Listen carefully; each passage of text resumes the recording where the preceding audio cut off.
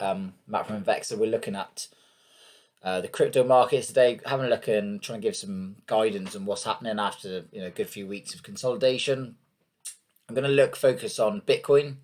The reason for that is because Bitcoin is obviously the major player, biggest market cap in the market. So all of our other cryptocurrencies, whether you're looking at Ethereum, XRP, Doge, BNB, all of them will tie into what happens to Bitcoin, and I'll show you the Bitcoin dominance chart after. So to start off with, we're looking at Bitcoin versus US dollar, and this is on a weekly time frame. One of the things I want you to look at, and we'll always start on a higher time frame first, just some observations for you. We've got the high that came in at just under 65k USD. Since then, it's been selling off. High was made on the 12th of April, so nearly 3 months ago. And one of the first things I just want you to notice, some standout information, is that RSI, so relative strength index, is getting weaker. It's been weakening. It's in a really nice channel, so we want to keep an eye on that channel. You've got awesome oscillator still negative, increasing. MACD had the crossover a week after. So again, if you'd gone short there, it would be taking some profits. Great trade. At the moment, those three key indicators we look at are not showing signs of reversal on the weekly. You'll also see at the moment we've got, and I'll zoom in on the daily at the moment, this area here is tying in with this peak, and that's logical. We would expect that. What we want to be careful of is any further drops, but we'll explore that. So on the weekly, there are no signs at the moment of a reversal to the upside. We'll just come into daily. And then again, some of the things we'll say, I'll just take that channel off the RSI. It becomes a little bit more positive on the daily. There are some signs which we use to trade normally, in the market. Some of the things I want you to look at is if this was the peak, and we're saying of some degree, we can look at this correction at the moment. We can place our Fibonacci expansion. We can bring it down. And what you would ideally see, let's just put that there, is a correction. If this is an ABC coming down now, you wouldn't want it to go much below. Well, you wouldn't. You'd ideally be looking at this region, so 100 to 1618, which is there, and that is the region you would want the ABC to end. So 1, 2, 3 leg down, and you'd want to form some kind of bottom around these levels, which also tie in really nicely with this area. So again, if I explain this to you, this will help your understanding. This was the main peak, sort of end of 2017, around 20k. Price sold off dramatically from that level, and we went down to 2.5k. So about 8 times less than where it was. It then had some sideways consolidation, and then obviously we were looking for the breakout. We got the breakout, had a nice, really nice boom. If I show you these levels, just because they're at some point they come back into play. You've got lots of shorts, lots of selling pressure there. Price comes back up, and this area, after we had this breakout here in November 20, it kind of stalled and then rallied up. So there's a good chance there's a bit of mess there that needs clearing. Price then rallied up, and this was the first proper correction after the breakout. So normally you get a breakout retest. It didn't retest, but now it is retesting. So this comes all the way down to sort of $29,500. And we are still really nervous about this level lower down in case it does come. Now, there's a lot of talk out in the market about that level, so it makes me think it won't get hit. Not yet. Not when everyone's kind of got one eye on it and expecting it. Some positive signs as we were looking at. We can see some divergence. So at this point, price made a lower low. And we've got double signal pop off on Awesome Oscillator.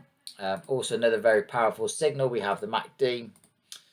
Comes up, crosses over, and at this point was a good entry. What it seems to be struggling with at the moment is getting over this blue line, which is moving average 9, and until it can get above that and close above, the trend is still down. So despite these signs, the trend is still down. So we have to be aware that all the other cryptos are likely to be following that.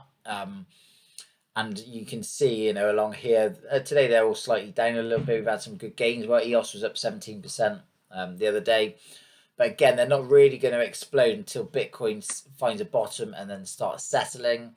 So yeah, we need to be cautious of the lower levels. Again, coming into hourly form, we're definitely forming a bit of a base. around, well, since 19th of May, the 30,000 level, a big psychological level as well, is holding. Below 30k, maybe 28.5, but below 28.5, there's really not a lot then, and we can start quickly going down to the potential lower target levels. 24,124 is a interesting level which relates to this. But again, we're really watching these moving averages. Hourly 4 prices below.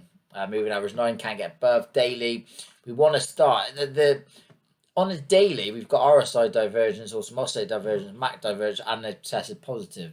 So they've gone above. What we want to be looking at now, you can see prices forming higher lows here, higher highs. But we really want to start getting above and closing above this level now on Bitcoin, which comes in around 36,500. That then sends us up to the moving average 200, which comes in around 44. It also comes in around this previous level, which was offered some support. Just take this box off to show you. So again, this box offered push up, and then again, even on this retrace, we then got a move down. At the moment, we're in a 1, 2, 3, so we want to see some buyers stepping in now. I'm just going to show the Bitcoin dominance chart.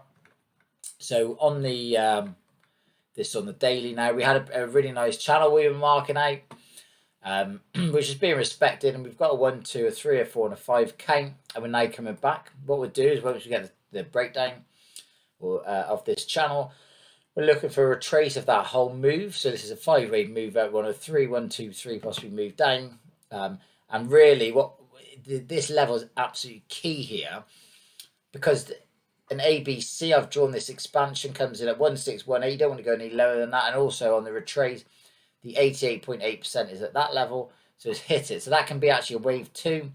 For that to then be a wave 2 pullback on Bitcoin dominance, we could be then looking as a minimum up to the 1618, which actually comes in all the way up here, and would obviously test previous highs on the Bitcoin dominance. So again, this can be starting to turn. I'm monitoring this as I monitor the individual charts as well, but we want to keep an eye on the Bitcoin dominance chart. If these levels hold, and if Bitcoin can continue the base, so I'll just leave that with you there for just a second as we go and have a look at back to the Bitcoin. So if that level can hold, and then again on the Bitcoin, the levels that we've been obviously looking at here as well, if this can form a base at these levels to then move up, then there's a good chance the whole market will move up as well. And we can go and have a look at that. But the main video today was to look at that Bitcoin, because that is the key to kind of everything at the moment. Bitcoin goes, the other cryptos and the whole market should go. And again, we're at some really interesting levels. Like I said, it hasn't really moved anywhere since just under 2 months. But when it does go, it will go. Like I say, we've always wanted the retest of that 20k. We might not get it. There's a good chance, everyone's talking about that now. A lot of, experts are now suddenly looking at it. But again, if we can hold these levels here, all of a sudden now we can form a range. What I would be looking at is the price to ideally come back up this level again, like we said, 28 to 30k. You might then get a little pullback at resistance, and ideally we then get a breakout. We have a retest, and then we go. That would be amazing. If we could get that, it'd be fantastic. The caution is we get the pullback down here. Again, what you might get, you don't buy the first dip, because price can come back up, retest, and then it might come back down, and then we would expect to see divergence. So at these levels, price comes lower, these go higher, and then that would be the buy. So those are my options. Remember, there's 3 trades: buy, sell, do nothing. For Bitcoin at the moment, if you've got a long-term view, for me personally, and everyone's different, we own risk appetite, I'm buying cryptos on the dip, and the psychology of it, if you think about it, when Bitcoin was up 60,000, everyone wanted to buy it. The amount of people asking me, want to buy Bitcoin, want to buy crypto, you're now getting twice as much that you would have been buying when it's down at 30. If it was at 60, you're getting twice as much now. People don't want to do it because they're getting scared. Same with the other cryptos. Some of them are down, 70, 80%. You can buy that much more for the same money. But the psychology of it is here. And I put here just to really illustrate this. So everyone buying up here, you get is called FOMO, which is fear of missing out. And this is where they're buying, and just look at this, and then obviously down here now it drops. Everyone's selling, so then you think there's lots of fear in the market. But just purely from a mathematical point of view, if you believe in a product, and this goes for all shares, if you believe in that product, this is a lot of big investors will look at any drop in prices as just going to Tesco and you see a 20% off.